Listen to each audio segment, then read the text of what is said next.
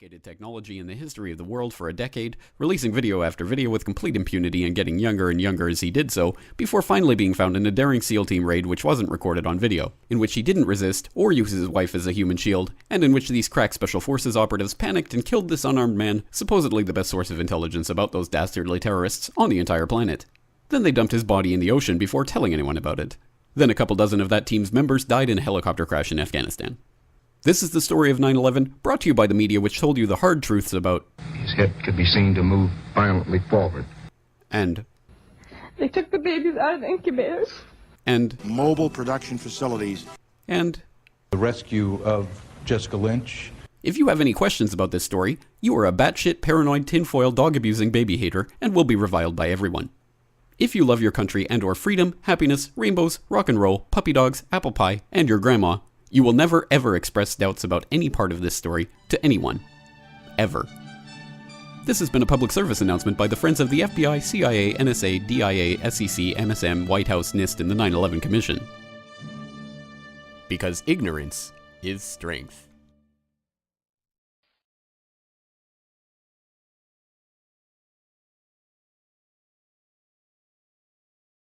Of outgoing. Again, we cannot be specific about the direction.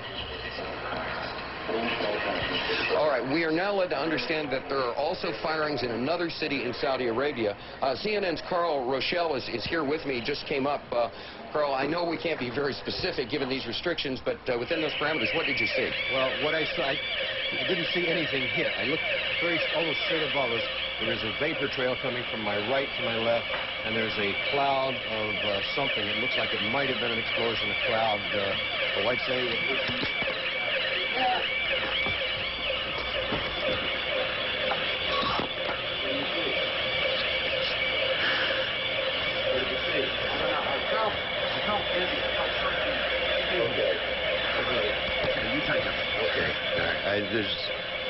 My apologies, but he's putting on a gas mask. There hasn't been any gas dropped here that we could tell. You smell anything? No.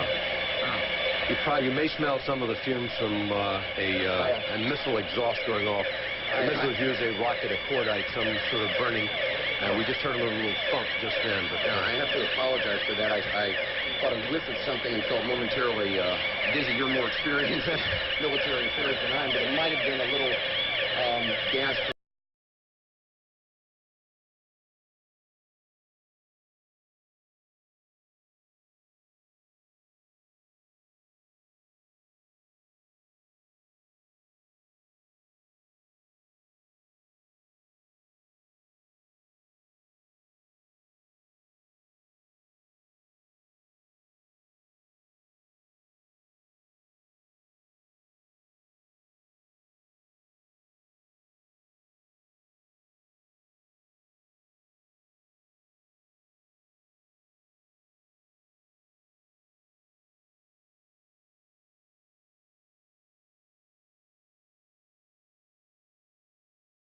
Door een mysterische omgeven bijeenkomst, de Bilderberg-conferentie. Volgende maand is het weer zover en dan komen de machtigste mensen ter wereld, waaronder koningin Beatrix, weer bij elkaar.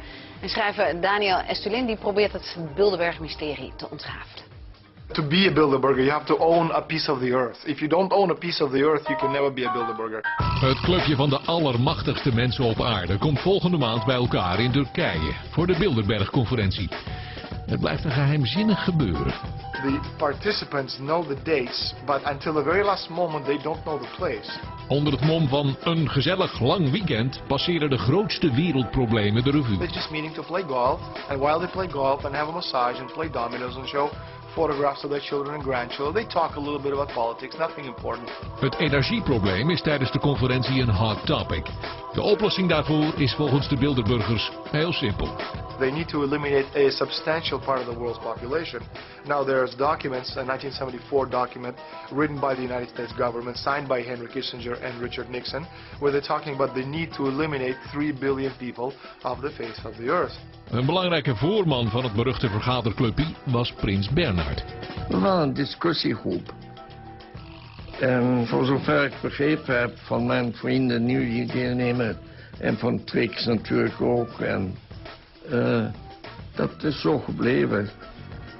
I think everybody felt that he was the perfect person to be the presiding officer. What they needed is a royal face, and of course they had one in a charismatic character of Prince Bernard. Als Bernard er tussenuit glipt, neemt zijn dochter Beatrix het stokje over. Prince Bernard's role was initially as the glue that held the whole thing together. I think Beatrix is a far more important member of the organization than Prince Bernard ever was, because I think she's much more intelligent.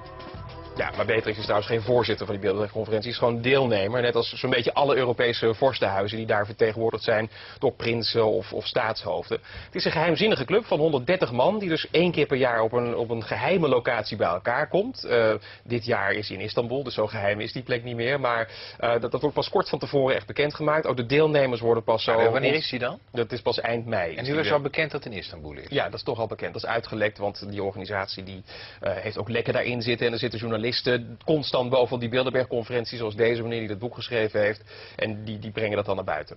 Maar een geheimzinnige club die volgens deze man in het filmpje, die een heel boek vol complottheorie heeft geschreven, is de Bilderberg-groep is erop gericht om een soort wereldeconomie te bewerkstelligen met 1 wereldregering. Dat zou dan de VN moeten zijn.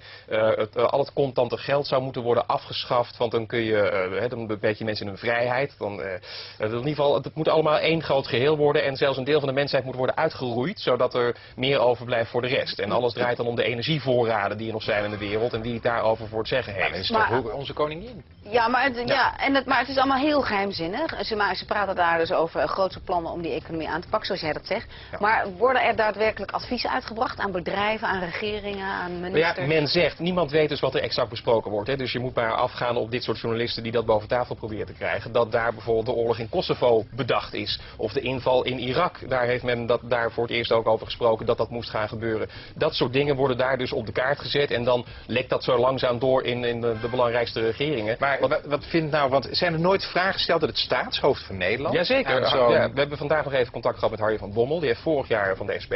Die heeft vorig jaar Kamervragen erover gesteld aan minister van Buitenlandse Zaken. Van waarom is onze koningin daarbij en wat wordt er nou besproken? En dan wordt er gezegd, nou ja, het is een geheime conferentie. Doen we verder geen mededelingen over. En het valt onder de verantwoordelijkheid van de minister-president en de minister van Buitenlandse Zaken. Maar die betalen het ook. Wij betalen het, of betaalt ze het zelf? We betalen allemaal een stukje mee, maar de hele conferentie wordt vooral gefinancierd door de grote industriëlen die deel uitmaken van die club. Die pompen daar flink wat geld in, want die hebben er ook weer voordeel bij, hè, als ze zelf ook weer wat centjes terugkrijgen uiteindelijk. Maar het is een geheimzinnige club en het is ook nuttig om erbij te zijn. Bill Clinton was er in 91, werd in 92 gekozen tot Amerikaanse president. Tony Blair was er voordat hij premier van Engeland werd.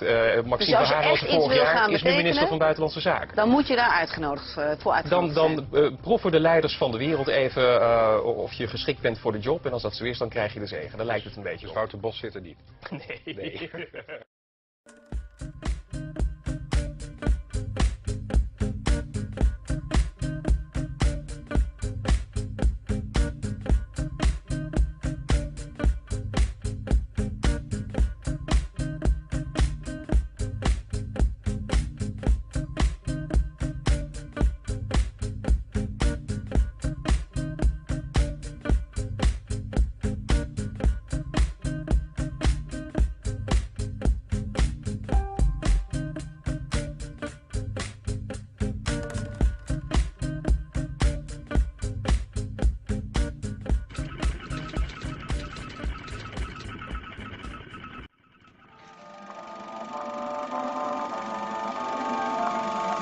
The year is 1917, and Representative Oscar Callaway enters a disturbing statement into the U.S. Congressional Record. The statement reveals why J.P. Morgan interests hired 12 high-ranking news managers. The 12 were asked to determine the most influential newspapers in America. They were to figure out how many news organizations it would take to control generally the policy of the daily press of the United States. The 12 found it was only necessary to purchase the control of 25 of the greatest papers. An agreement was reached. The policy of the papers was bought, and an editor was placed at each paper to ensure that all published information was in keeping with the new policy. Soon, that policy would be defined by a front group formed by J.P. Morgan and his colleagues. In fact, Morgan's personal attorney, was founding president of the organization, the Council on Foreign Relations.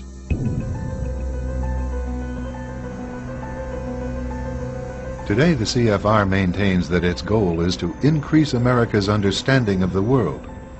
However, the actual objective of this highly exclusive club is revealed by the rare admissions of the insiders themselves. Information for a book favorable to the network of powerful men who founded the CFR. For 2 years, Professor Carol Quigley is allowed to examine the confidential papers and secret records of this network. Quigley reveals that these men aim to create a world system of financial control in private hands, able to dominate the political system of each country and the economy of the world as a whole.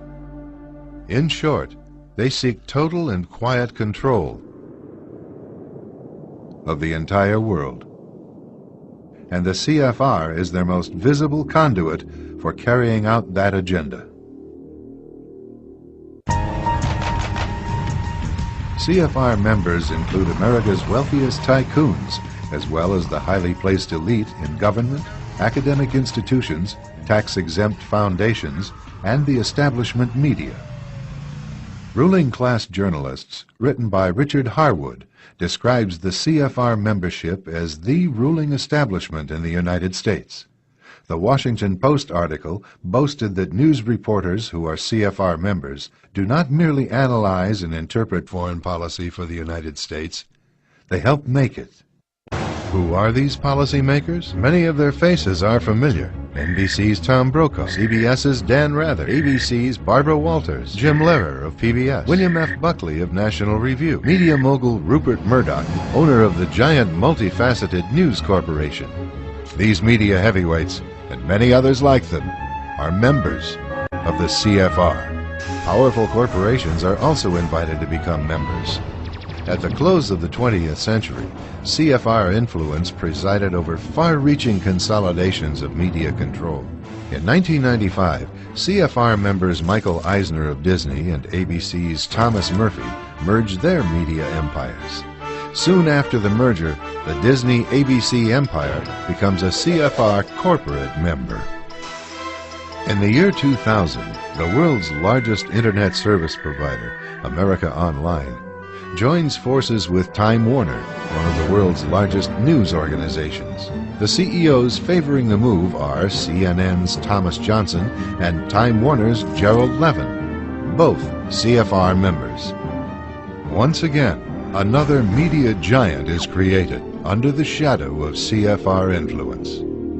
Today, an elite handful of individuals define the agendas that are supported by the empire of establishment news.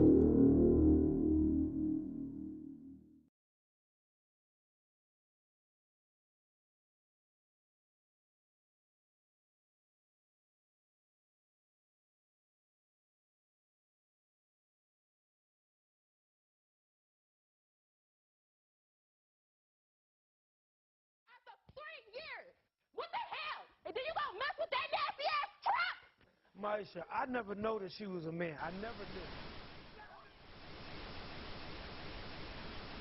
I believe that our education, like such as in South Africa and the Iraq, everywhere like such as.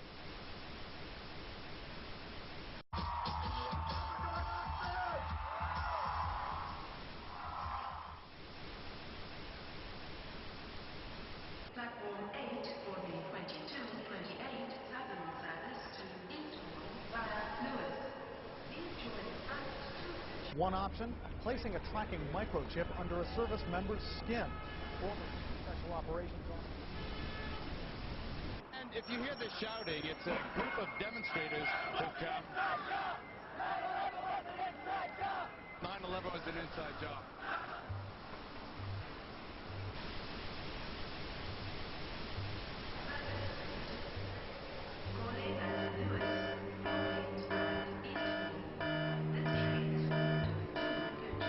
It's no longer a theory.